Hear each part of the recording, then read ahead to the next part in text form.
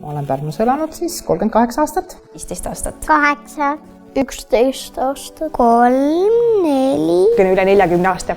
Olin 5-aastane, siis ma umbes tulin Pärnusse. 8, 4. 6838 päeva täpselt. 11 aastat. Mereäär, promenaad. Ma arvan, et Pärnus on väga raske lemmikkohta valida. Seega ma ütlen, et terve Pärnu on mu lemmik. Panuke. Pärnu rand.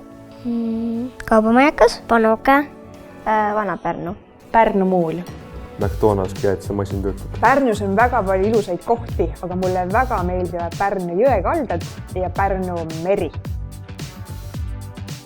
Kevad, kui kõik alles tärkab. Suvi. Ja tegelikult meeldib sügis ka, siis kui lehed langevad. Suvi. Talv. Suvi. Talv. Muidugi suvi. No eks see ikka suvi ole. Talv, sest siis saab autoga külgsi lasta. See on ka väga hea küsimus, mulle meeldivad kõik aasta aegrast, et nad on nagu kõik nii erinevad. Ma arvan, et mida vanemaks saad, seda rohkem meeldivad kõik erinevad aastaajad ka. Minu pere, minu lähedased, minu loomad, panukelapsed. Pärnakad on väga vahvad, aga minu lemmik pärnakad on kindlasti minu sõbrad ja minu pere.